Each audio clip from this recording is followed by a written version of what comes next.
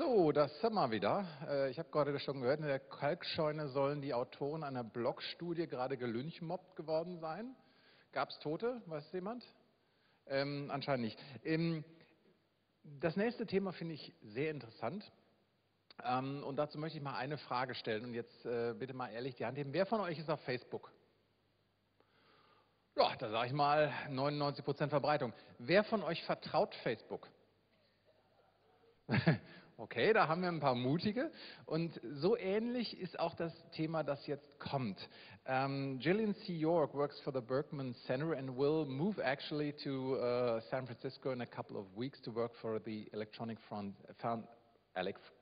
Frontier Foundation. And she will talk about what happens at social media platforms with content that gets taken down, and also the human rights effects that has. So I think this will be a very interesting talk, especially about the divide between using a service and trusting a service. Please give a warm hand to Jillian C. York.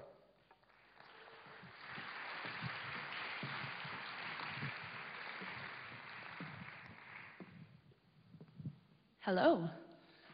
So I'm glad he actually asked my first question, which was going to be, how many of you are on Facebook? And I saw the second question, how many people trust Facebook? And my hand was up as well. You couldn't see it. I don't. So about a year ago, I started writing this paper called Policing Content in the Quasi-Public Sphere. The link to the paper is up there if you want to look at it later. It's rather long. And the reason that I got interested in this subject was, at the time, I had a number of friends from all over the world. I'm also part of the Global Voices community, which was in the last presentation. And a lot of those people were coming to me and saying, Facebook took away my account. Okay, and then I would hear YouTube took away my account. And so I started getting interested in investigating why this was happening on such a large scale.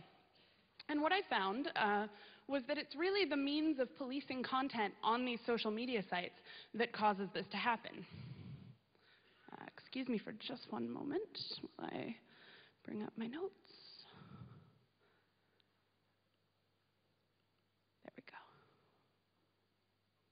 Excellent. Okay, so we think of these spaces, Facebook, Twitter, YouTube, Flickr, all of these different social media sites, we think of them as the public sphere. So we write about politics, we write about our lives, we write about controversial subjects, assuming that we have the same protections of free speech that we have in our own countries. And so particularly in the US, as that's where most of these companies are based, at least the ones I'm going to talk about, we assume that we're protected by the First Amendment. And a lot of people in other countries would assume that as well, because these companies exist in the US. However, these spaces are all owned by private companies. And so these companies are allowed to create their own rules, their own standards. Frankly, I mean, they can do whatever they want. If they don't like what you have to say, they'll take it down.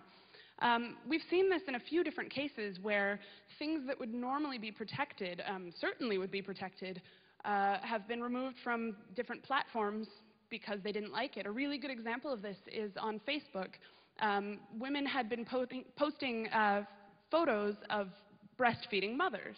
So mothers were posting these photos, beautiful photos perhaps, to share with whomever they wanted to share them with. And Facebook decided that a mother breastfeeding her child was obscene. Now, yes, in a way this reflects some American cultural attitudes toward breastfeeding, but that's still something that's protected online, or protected in free speech, so to speak, not on Facebook. Now, so I wrote this paper a year ago, and at the time the issue was receiving very little attention, but cut to 2011, and with what we've seen in Tunisia and Egypt, Syria, Bahrain, and in the Arab world, this has become even more relevant. A few weeks ago, there was a call from an Israeli minister to take down a Facebook page for calling for a third Palestinian Intifada uprising. Facebook didn't take the page down initially, but they monitored it, and after a couple of weeks, decided that there was some sort of incitement on that page and removed it. Now, an American is suing Facebook because they're saying that Facebook didn't take the content down soon enough. So you've got these different cases where people decide what they think is free speech, and then they pressure companies. And we saw the same thing back with WikiLeaks in December of 2010, where Senator Joe Lieberman in my country, in the US, called for Amazon to take down WikiLeaks content. They said, Okay, you know, public pressure, they bowed to it. WikiLeaks was pulled from the Amazon servers. So, oh, that was strange. Moving forward. So these are the 5 companies that I wrote about. Twitter, Flickr, Facebook, Blogger, and YouTube. 5 different companies that all have very different policies. Each one, however, uses a similar method to look at content, and that's community policing.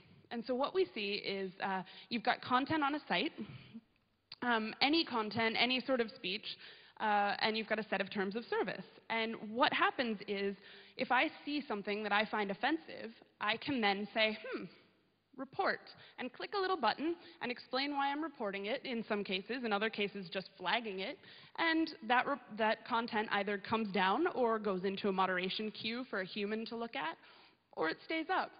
Now, each of these sites have a different method for doing this.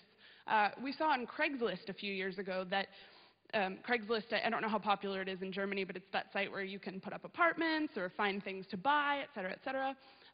On Craigslist, you could just click the flag button and the content would go down if enough people had done that. There was no sort of human moderation involved. It's a little bit different with these other sites, Facebook, and I just realized that my slide's not up there. I'm sorry, guys. Play slideshow. Technical difficulties. Yeah, it's not, I can't get it to work.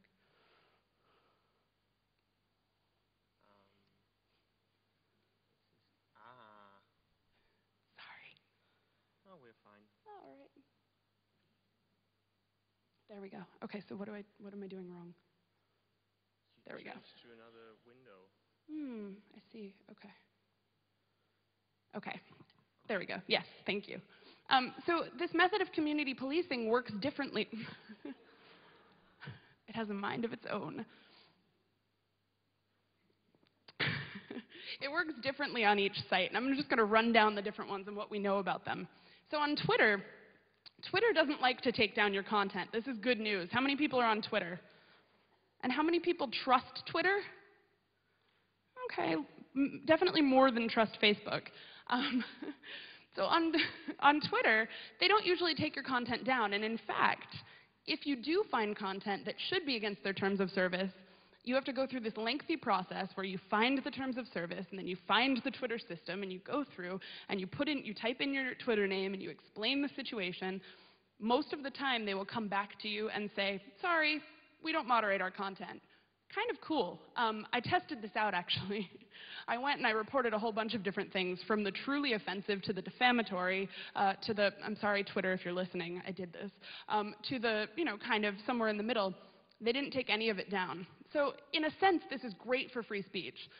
On the other hand, you could see the implications if something genuinely offensive or illegal was put on Twitter. But then again, Twitter is just speech. There's no photos, no videos, so it's a little bit different than the other systems. Blogspot doesn't take a whole lot down either, but they have had a few instances where they've taken down copyrighted material, and as you know, that's a huge debate both here and in the US. Flickr, I'm going to get to that one in a little bit, but their moderation system is actually really sort of innovative compared to the others. They have some automated systems in place where if you post nudity, for example, it goes into a special queue for nudity, where staff members then manually look at it and determine whether it's able to be put on the Flickr site. So pornographic material cannot be posted on Flickr, but a naked baby, totally fine. But you need human eyes to look at that, because there's no way an automated system can tell the difference between porn and babies, presumably. Then you've got YouTube, where they've been really great about telling people to provide context on the system. So if you upload something, for example, what we've seen recently in the Middle East, if you upload a video that's graphic, this has been happening in Syria and in Bahrain, where people are getting shot, and it's being captured on cell phone cameras and on flip cams and what have you. People are uploading those videos. Now, if YouTube sees the video, and it doesn't have any context and no tags and no explanation of what's happening, they'll probably remove it. But if you add this is, what's happening in my country is a massacre, and this happened in X city, and you put some tags that are absolutely relevant to the situation, Flickr will most likely keep it up, YouTube, sorry, will most likely keep it up. And I'm going to get to that in a bit in more detail. So here's an example. I don't know how, yeah, okay, it's pretty clear. Here's an example of how this works on Facebook. So you've got all of these different options. This is what happens when you try to report an individual person's page, and I think I blacked out his name. You can choose to remove them as a friend or block them. So if you realize that what they're posting is not against the rules, but you just don't like it, that's what you should be doing. But then you've got these other options where you can report somebody as having an inappropriate profile photo or an inappropriate wall post, or that they're harassing or bullying. Once you click on those and you get into more detail, you can also report somebody for using a fake name. I'm going to get to that in a minute as well. So in theory, this should work. If I saw something pornographic as a profile photo, you don't really want that there. You got kids on the platform. You could click that. Probably Facebook would take it down. They probably wouldn't delete that person's account. But these systems are completely rife for abuse, and we see this happening more and more frequently. Now, I'll get to the different ways that this is abused, but first I want to get into their rule about real name. I don't know how well you can read this, but Facebook has a rule that states that users must use their real name. Now, it can be a portion of their name, such as a nickname. So I'm Jillian, but I could do Jill York. But you absolutely cannot, on the Facebook platform, use a pseudonym. Now, I'm going to ask a controversial question. I hope nobody from Facebook is here. How many of you use a pseudonym on Facebook? I don't. Okay, cool. We got a couple. You're breaking the rules. Yes. Now, I don't care. I'm not going to report you. But what happens is, why would you report somebody for doing that? I mean, I'm not really a rule enforcer. I'm not the police. What's the purpose in doing that? The problem with this system is that there is no really good reason to report somebody for using a fake name, unless perhaps they're impersonating you. But some people have discovered that by using this report feature for the real name issue, they can get profiles that they don't like taken down. And so we've seen this with a bunch of activists. A really good example here is Michael Anti. I assume many of you know who he is. He's a prominent Chinese dissident, activist, and he used to report for the New York Times. Now, did it again. There we go, Michael Anti. So Michael Anti is not his real name. He was born in China. His real name is a Chinese name that I can't even remember because he doesn't use it. He uses the name Michael Anti. It's been his pseudonym for over 10 years. He used it at Harvard, his Harvard email address. That's where he studied. His Harvard email address is Michael Anti at whatever. He used it when he wrote for the New York Times. But Facebook says no. Facebook says, no, you must use your real name because we want to make sure that people are being authentic on our site. So what this means for Michael is that he's got some enemies, right? He lives in China where he speaks out about the Chinese government, and people have chosen to report him. Of course, Facebook, for their part, decided to verify this, and what they did was they went to Michael and asked him to send in a copy of his government ID via email. I hear laughter, and I understand why. That's ridiculous. It's completely inappropriate, it's completely unsafe, and they don't even acknowledge that this is happening. So, Michael, of course, could not verify that his real name was Michael Anti, because it isn't, and was thereby kicked off the Facebook platform. Now, you will notice, though, that he does have a different profile. This is allowed to stay up because it's a page and not a profile. Very, important distinction. Facebook has said, if you want to be on Facebook, but you need to remain anonymous, you should do this. Why? I don't get it.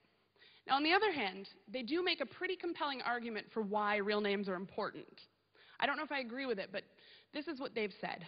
They say that activists have come to them and say, no, we'd prefer that your users have to have their real names because it makes us feel safer. That means that the secret police, et cetera, can't get on the site, create fake profiles, and get into our information and trick us. Now, that's a good point, except It's completely false. That's Santa Claus. There's like 500 of them on Facebook. Yeah, really. So Facebook has this system in place, and they say that it's very important for maintaining civil discussion and for maintaining authenticity. Mark Zuckerberg has even said that it is a sign of a lack of integrity to have more than one identity. Well, maybe in the US, but what about activists? What about people in Egypt and Bahrain and Syria and Tunisia, where being completely public about your activism is not necessarily safe? Nope, we're not there yet. Oh my goodness. Okay, I'm going to move on to a different example. And sorry guys, I'm really bad at this. There we go. Okay, this is a completely different case. This has nothing to do with the real name issue. This is the case of a Tunisian anti-censorship group called Sayeb Salah. And that basically means leave our internet alone. It's Tunisian slang. Now, this group was started sometime last year, I think, to protest against the heavy internet censorship that was happening in Tunisia. Now, sometime midway through last year, I get an email from my friend. You might know him. His name's Slim Amamo. He's in the Tunisian ministry. He emails me and he says, hey, I'm having a problem. One of my friends is the administrator of this group, and he can't update the page anymore. It's gone. Page is still there, but he can't touch it. What's happening? I probably shouldn't tell this story publicly, but I'm going to anyway. So I wrote to somebody at Facebook, and I said, hey, what's going on? Why is this happening? And they said, oh, that's too generic of a name. Okay. They wrote to me, and they said, our customers have said, or our users have said, that they don't like it when there are pages that are too generic. For example, there shouldn't be a page for pizza. Okay, I mean, yeah, maybe pizza shouldn't have a page. I get it. How many people are going to sit there and like pizza? But the problem here is that, first of all, I mean, this is Arabic, but it's not Arabic. It's Arabizi. It's this language that people use to type. That 7 is it's like a ha sound. So it's not clearly Arabic. But it's not English either. So really, who at Facebook is making this decision, and do they even know what it means? Now, I didn't get an answer on that one. I don't even think I asked it. But what it came down to was, hey, this is a popular thing in Tunisia. People there know what this means. Just because you people at Facebook don't, doesn't mean that you should be taking down the site. In the end, they left it up. People got to use the site. It's still there. You can look it up. It's great. I think that's actually spelled differently, though. But okay, here's another famous example. You'll love this one. I'm sure everyone knows who that is by now, right? Wael Ghonim.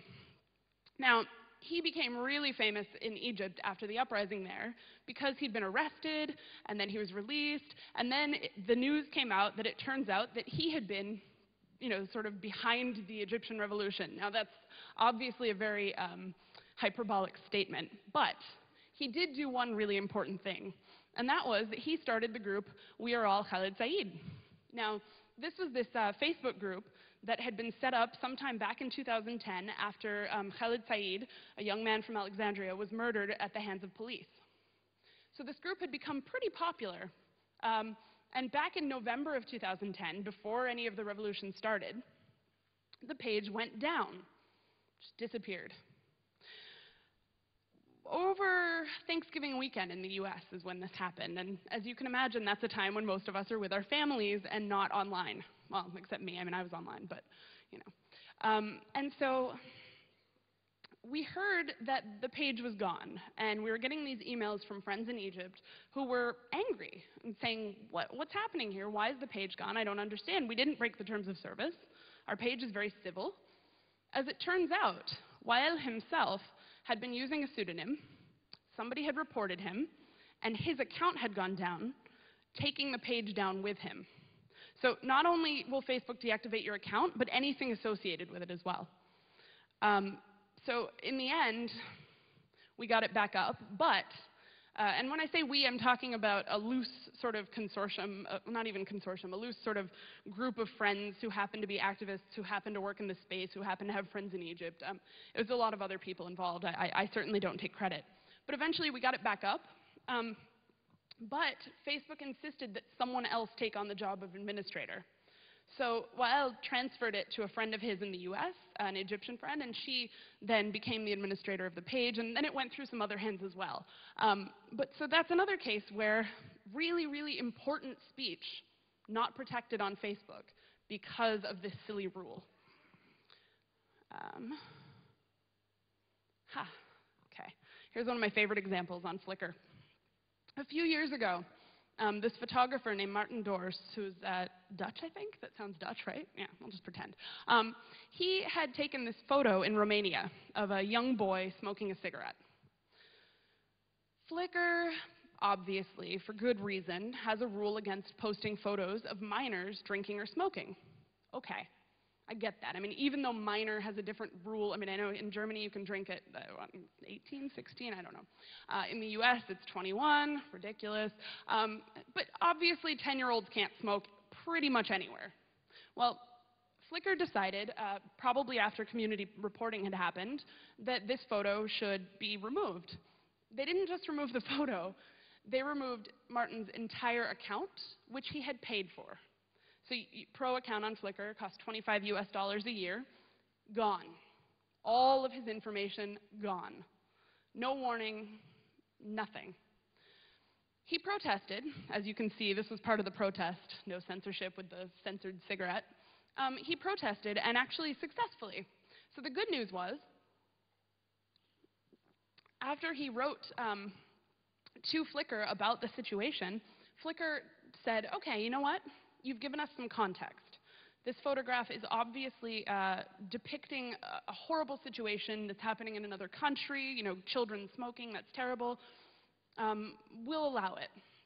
And so he posted it back up, titled it The Romanian Way. I'm not really sure why, I mean, I get it. But, and the photo's still there, so that's the good news. And actually, I would say about Flickr that they've actually improved their processes since then.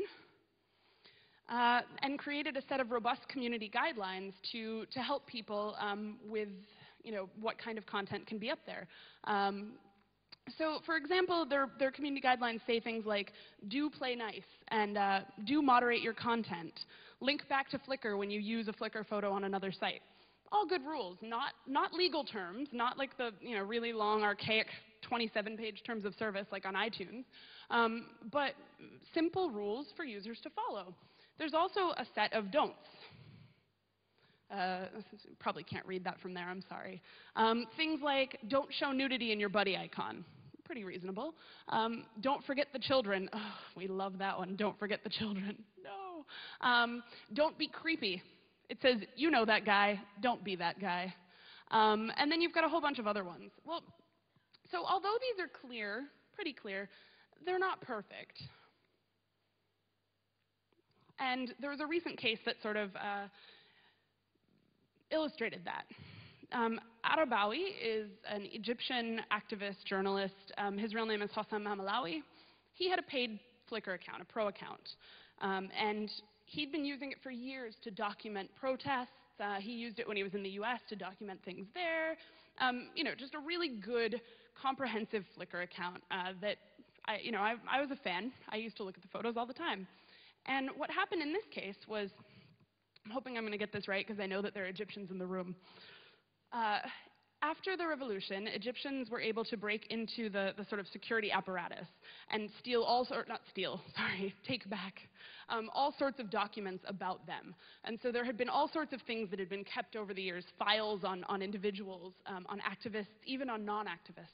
One of the things that was obtained during that seizure was these 3 CDs of photographs of security officers. Now, Hossam got a hold of those CDs and decided that he was going to post them on Flickr. Now, that's a pretty brave thing to do, especially when, you know, things are not totally settled in Egypt. We're still sort of moving toward democracy. And so, even with this unsettled, he decided that it was worth the risk, and he posted these photographs to Flickr. He had lots of detailed tags, information about what he was doing, and he also had a detailed explanation that explained how he had obtained the photos and what he was doing with them. And as a result, Flickr took them down. Why, you ask? Because Flickr has a rule that says, only post content that's yours. Now, this isn't a copyright issue, because if it were a copyright issue, somebody would have had to sort of go in and use the, the Digital Millennium Copyright Act. I'm not even going to get into that. That's a headache. But somebody would have had to use that process to complain and then to have them taken down. No, in this case, it was just flagged by ordinary users, presumably, as content that did not belong to the person who had posted it.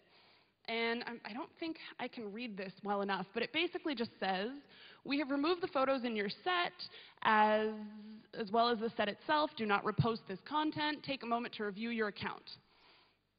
So not only did the photos come offline, but he also lost all of the metadata associated with them, all of the tags, all of the explanations, everything. It also kind of put him more at risk in a way, because he had gone to that effort, he'd put them up there, and then they were removed, so he didn't even have the photos to rely on if anyone came after him. Now, he did have the photos, luckily, he still had them on CD, but he lost all of that time that he'd put in, and he lost that brave action that he had taken. Flickr has been pretty responsive about the case. They have a human rights director, which is great, so they actually have somebody paying attention to this stuff, unlike some companies I might mention. Facebook. Excuse me, little frog. So he, so Flickr's human rights director, her name is Abele Okobi-Harris. She was actually on a panel about this same subject with me at South by Southwest. Really, really wonderful woman, and she has done a lot of thinking on this and wrote in the post that she's open to ideas about how they can change the rules or maybe create a different system for activists and for human rights activists in particular. So that's great news. I mean, Flickr's actually open to hearing different ideas, and if you I didn't post the link, but if you look for that post, you can see in the comments section that a number of pretty well-known human rights activists have jumped in and shared their ideas. One was from the organization Witness, and he had shared a different way that Flickr could handle this kind of content. And so I'm hoping that there will be more discussion on that going forward, but that's an example of a company that really is kind of trying to do the right thing. But at the same time, should they have taken that content down? I don't think so, but I understand where they're coming from a little bit more than with some of the other examples. YouTube. YouTube. How many people use, or not use, how many people upload videos to YouTube? Okay, pretty good number. YouTube. So YouTube is similar to Flickr in that they've been really sort of conscientious about creating context around content. There's this organization, Nawat. Maybe you've heard of them. They just won like 10 awards for everything. They're really awesome. They're a Tunisian blog collective, and they've been working in Tunisia for years against Tunisia's censorship and all sorts of other different issues. One thing that they did was they uploaded a video of some Tunisian children, sniffing glue. Now, just like with Flickr, YouTube has a rule that says that minors smoking or drinking cannot be posted on their site. I get why they do this. I don't know if any of you have ever seen those videos that manage to kind of slip through the cracks of like teenagers being drunk, and I mean, you don't really want that in there in perpetuity. So in this case, YouTube took down the content because it was against the terms of service. And once again, Nawat went back to YouTube and said, hey, wait a minute. We're doing this to show the dire situation of street children in Tunisia. This is really important, please.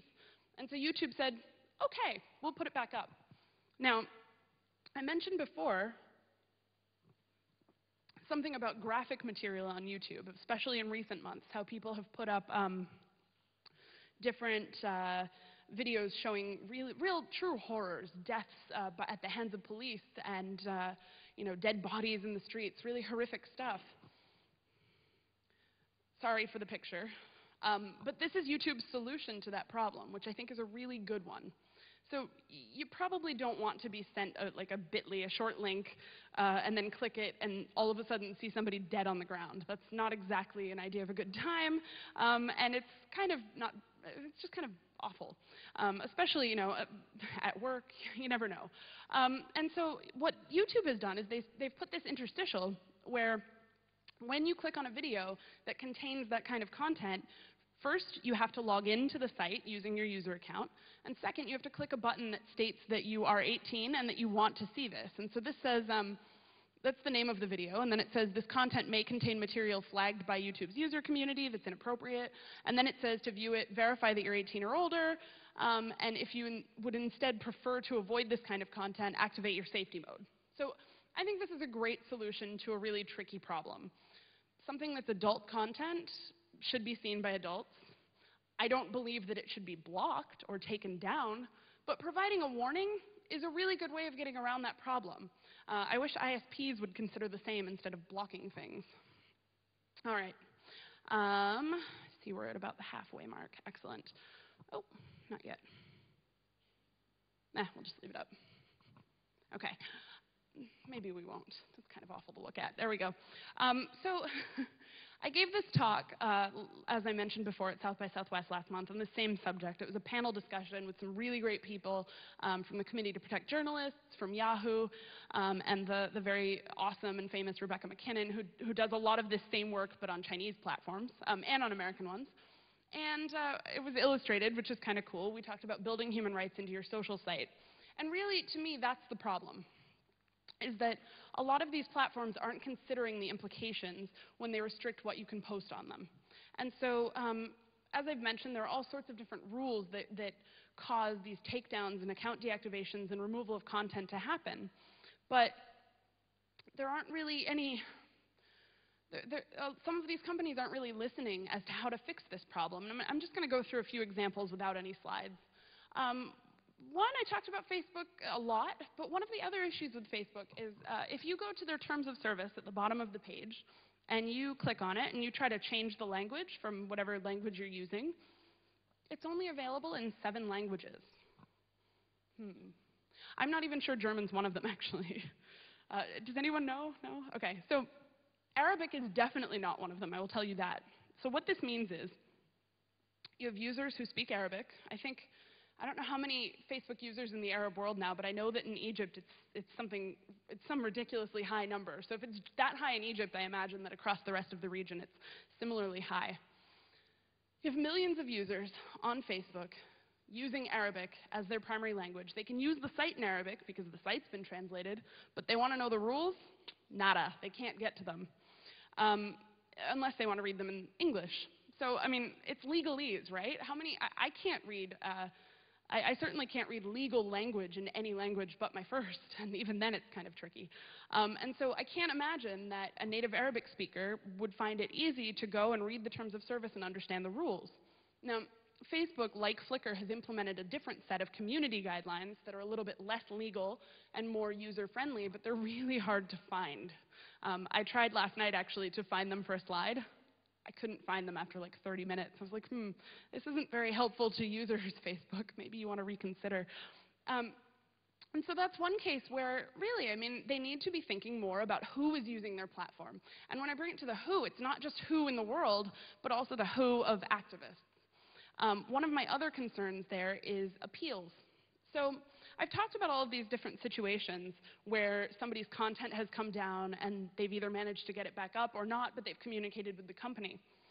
I think you'll probably notice a theme there, that people like myself, intermediaries sort of, always had something to do with getting that content back up. Most of these sites don't have robust appeals processes where you can go and say, OK, I think that my content's been taken down in error. Could you please put it back up? Most have no options. And in fact, with Facebook, if they take your content down, they're going to send you an email that says, this decision is final and cannot be appealed, even if it can. Ridiculous, frankly. And so that's another issue where people, not just activists, and I emphasize activists because I think that that's where a lot of these issues are happening. I realize that the rest of us are subject to these somewhat inane rules as well. But the reason that this is so crazy to me is that I think that there should be some sort of process, some sort of way that you can go to a site and you can say that you want your content back up without having to go through an intermediary, without having to reach out to a high-level director at a company, which not everyone has access to. And so when you see these things going back up, you see these examples of really well-connected people who have some sort of connection to staff members at these companies and can do that. But that's very few of us. Another good example actually happened a few years ago, I think 2007. The Egyptian blogger and video blogger Wael Abbas had captured videos like 3-4 years ago of police brutality. And he'd posted those to YouTube. And this is when YouTube started to change their processes a little bit. But he posted them to YouTube, and I think it took him weeks to finally connect to somebody in YouTube to get that stuff put back. And that is when Google, which owns YouTube, had started thinking about how they could better implement human rights-related policies on their platform. And since then, they've gotten a lot better at it. There are some sorts of networks that are working hard to kind of enforce these issues. One that you might have heard of is the Global Network Initiative. You've got Google, Microsoft, and Yahoo. They're all part of it, along with academics, investors, and NGOs, including some of the biggest human rights organizations in the US. I don't remember if there are any outside of the US. I'll look. But it's called the Global Network Initiative, and you've got Human Rights Watch, the Committee to Protect Journalists, the two organizations, the one that I'm leaving and the one that I'm going to, so the Berkman Center and the Electronic Frontier Foundation, and all sorts of other folks involved in this organization. But the problem is that's only 3 companies. And so although those companies are held to a certain set of standards by the Global Network Initiative and its partners, you've still got all of these other companies, both big and small, out there in the world that aren't held to any sort of standard at all. And the other issue there is that we as users are very unlikely to quit. I mean, so I've known about this issue with Facebook for probably 2 years now. Do you think I still have a Facebook account? Guilty. Same thing with Amazon. I'm almost ashamed to admit this one, but I was like, I'm going to boycott Amazon. They took down WikiLeaks. I'm so mad. And then I was like, the next day, I'm like, I need a book. So I know, it's terrible.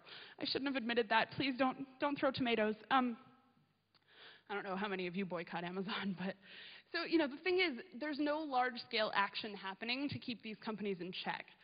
This has gotten a little bit more media attention lately, and I think that has a lot to do with the fact that I am just incessant about tweeting and calling journalists and being like, hey, talk about this, please, it's important. But I also think it has a lot to do with how badly some of these companies have been behaving lately, particularly in light of the revolutions happening, well, really everywhere.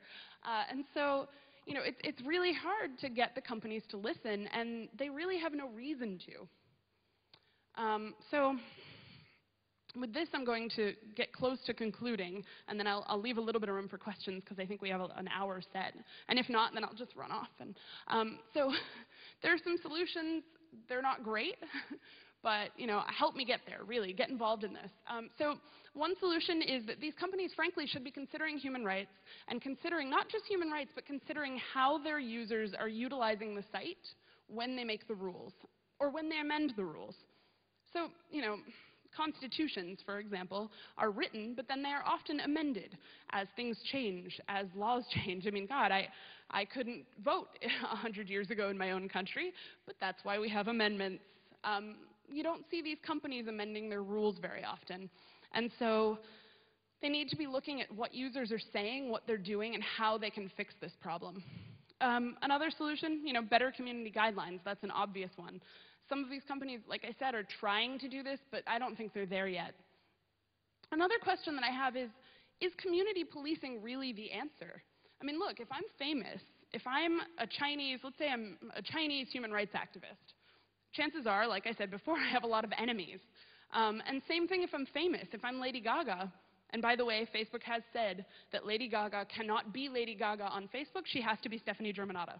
Very important, you know, just in case you didn't know who she was. So you know, I lost my train of thought. That's great. But that's one of those things where, really, Facebook, look at how people are using your site. Look at what's important. Flip it around. Change it. Make it accessible to users. And community policing, if you're famous or if you are an activist, chances are you're more likely to be reported than if you're just some you know, regular Joe who's going on Facebook as Santa Claus. And so that's really important, that these community policing efforts really sort of skew toward the well-known. That's an unfortunate circumstance that I think that these companies need to be looking at and amending. And then, of course, the most important is, look, community policing is probably the only scalable method for a company with 500 million users like Facebook. I don't think there's anything else that they could do, and I think that an automated process, at this point in technology's lifespan anyway, would be problematic, even more problematic than letting users do the work. And so I think that that's where the robust processes, appeals, come in. That's really important to have an option for appeals. And if there are any people out there in the room building social media sites, this is what you should be thinking about, all of these different factors. And so that's pretty much where I stand on all of this. I would love to open this up to questions if anyone has any. I'm also full of more examples if you want more. But is there anyone who'd like to ask questions? OK, cool. Good, I'm going to drink some water while you do that.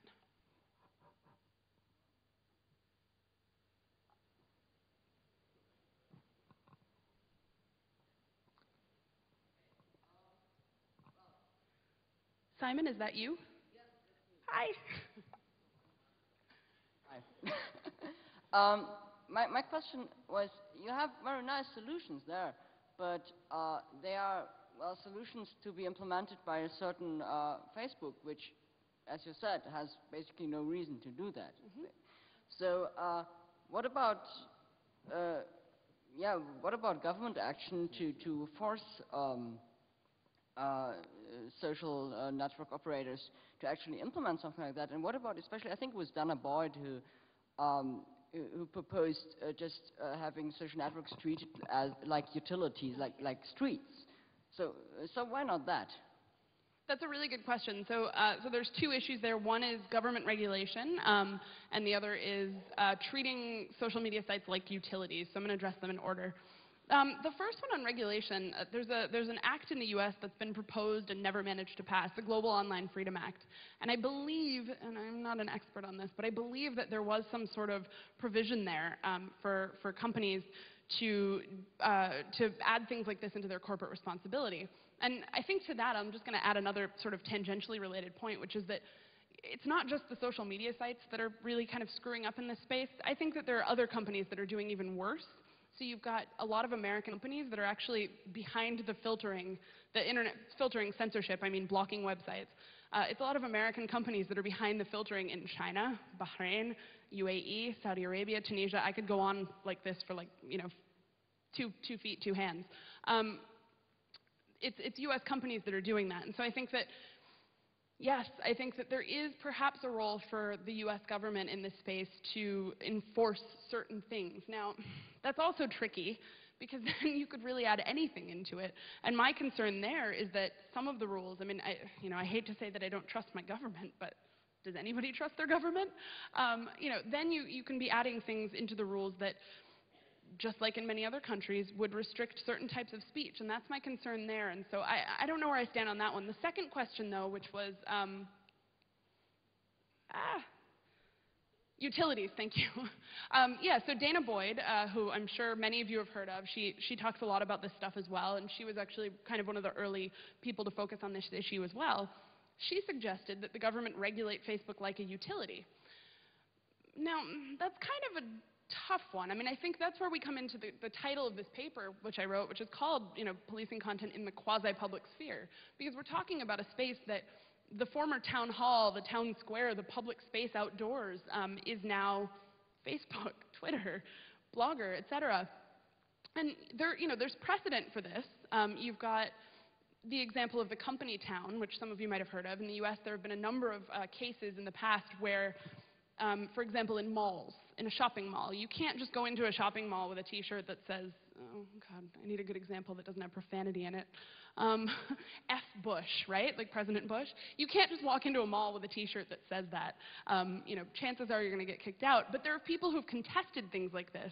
And there are a few different cases where they've successfully contested things like this in, states. So it's not a nationwide, it's not federal legislation.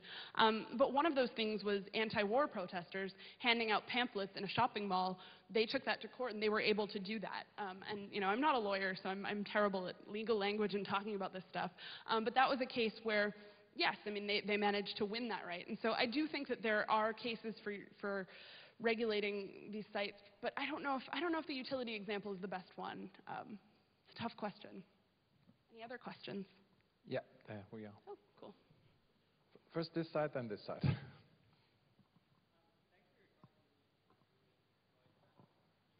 Not well.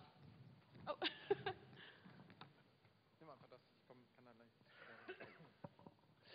Thanks for your talk. Very interesting, very intriguing. You said that all these appeal cases should be looked at eventually by human beings. Do you have any insights into what resources Facebook and so on spend on dealing with these appeals? Because 600 million users must be an enormous amount of work to actually look at all the appeals. Right. So I don't know with most of these companies because most of them are very private about their systems. Facebook actually won't give me straight answers about any of this. So a lot of what I've said about Facebook, I mean, a lot of it's very factual, of course, because we have evidence, but a lot of it I don't know what happened in the background to cause things to happen. In terms of resources, what these companies put into this, I mean, I know that Facebook has a dedicated team in the US that handles English language content. I know that their Arabic team or person, I think they might only have one, I don't know.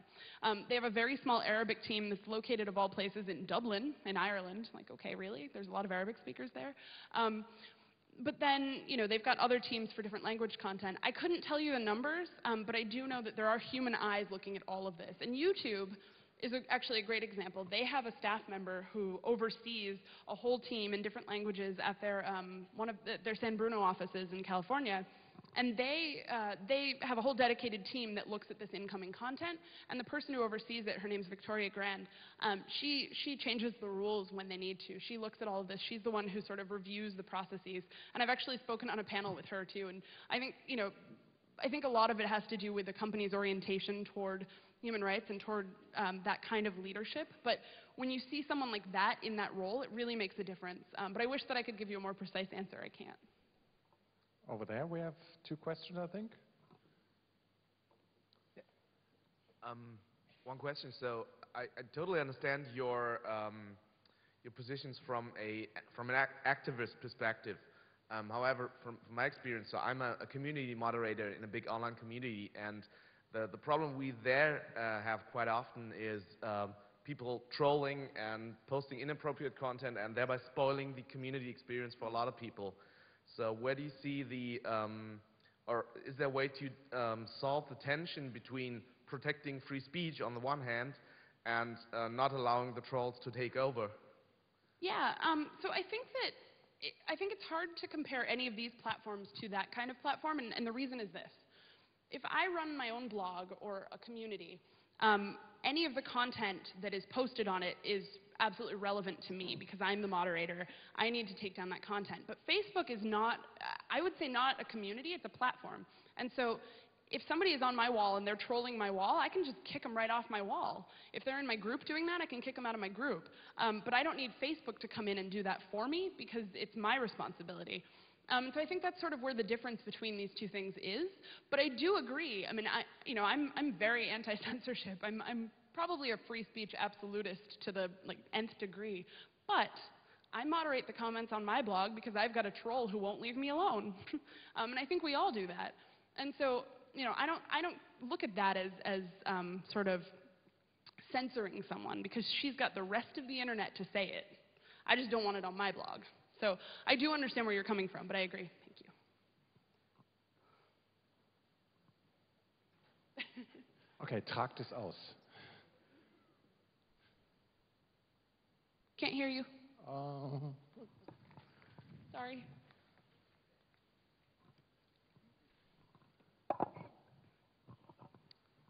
Oh, this works. Fine. You're looking at the big boys like Facebook and YouTube and the guys who, I would say, as a user, I have pretty much no other choice to either accept their stuff or not. Looking at some smaller communities, if I go in there and put a lot of policies in that, what do you think what happens? People run off the community. So do you see, or do you have any guidance to balance between tough policies and keep people in? Yeah, that's a tough question. I mean, I think, you know, Facebook, as I mentioned before, is not going to have a problem. You know, people will stay on Facebook. They're not going to lose all of their users because of this. I mean, there have been tons of boycott movements for Facebook. I mean, there's been, you know, there were people who boycotted because of the privacy policy. There were people who boycotted because they allowed the Muhammad cartoons to stay up. There were people who boycotted the Intifada page that I mentioned at the beginning. When you've got a smaller company, though, I think that you've got sort of two choices. One is you create the rules for your community, And so you make them designed for whatever you want. So if you're a Muslim community online or a Christian community online, maybe you will make the rules so that they apply just to your constituents, and you will brand it that way. And that's fine. Like I said, there's a million other places on the internet. The reason that I see Facebook differently is because Facebook really is the public sphere. 500 million people is bigger than a country. And so it's different than when you've got a small company where they can sort of twist and bend the rules to fit their users. But if that company gets bigger, then they need to consider what users are doing. And that's where I say that there should be some flexibility in changing the guidelines. I hope that answered your question. Test. Okay. One question. Actually, I mean, there is a good reason why there are guidelines in place, simply because big platforms such as Facebook, for example, don't want to be political. I mean, once you start to be political and once you start to say, okay, posting these photos is okay, but posting these photos is not okay, you make a political statement and you start something where you really have to not just produce guidelines, but basically an ethical codex, if you like. So, and the key question is, do you see that we're on many platforms going into this direction, that we are moving away from strict guidelines and into something like an ethical codex in the future, where, for example, I don't know, a Facebook in the future could say a fan page for a company, for example, producing weapons might be okay if it produces this type of weapon and selling it to these kinds of people, while producing these kinds of weapons is not okay. That's a really interesting question. So to your first point, which was, oh God, I was thinking about answering the second one and forgot what the first one was. Yeah. Can you remind me what you said at the beginning? I forgot it as well. So. It was so good. Anyone? No. So, you know, I think actually that's a really good point, and I'm going to bring up a little bit of a controversial answer to that, and I apologize if I offend anyone.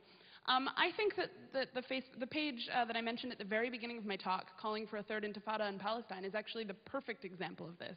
Because at the same time, you have hundreds upon hundreds of pages calling for what is essentially Israeli violence. And so you've got two sides, and you can see this with other examples as well. I bring up this one because it was so recent. You've got two sides that one is deemed okay, and the other one's deemed not okay, and that's by Facebook. And I find that to be really questionable, and that's the same thing, kind of what you're talking about there. But, oh, I really wish I remembered what you said at first. Well, the first question was about, or the first comment was about, if you start being political, you can't stop. Yes, okay, so the other thing there, this light bulb, you know, one of those. Facebook actually probably has very good reason not to be political, and that's because they're still blocked in China. China's a huge market, and maybe you saw the news this week that Facebook has decided, and this is unconfirmed by Facebook, they've decided to try to enter the Chinese market, but they're going to go in censored, just like Google did back in 2006. And so, you know, Facebook can say, oh, we're not a political platform, but they're making a political decision when they choose to go into China with censorship. And so, you know, I think the only real incentive for them to do that is money. And that's where I think it's really unfortunate, because I do think that, ethically speaking, free speech should be the #1 priority on these sites. It's just my opinion, but... Isn't that a fiction? I mean, can you be unpolitical? Can you be unpolitical? Well, if you're a platform, kind of.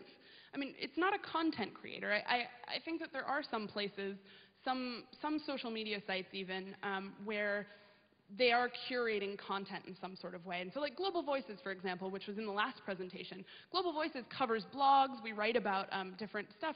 I mean, we're not political per se, but we're curating content. And so obviously we will have some sort of bias or another, even if it's on the individual author level. But with Facebook, you're talking about a platform where virtually anyone can go on and put their content. And so I think that, can they be absolutely 100% unpolitical? Probably not, but I think that they could certainly pull back and do a much better job. We have two last questions. First over there.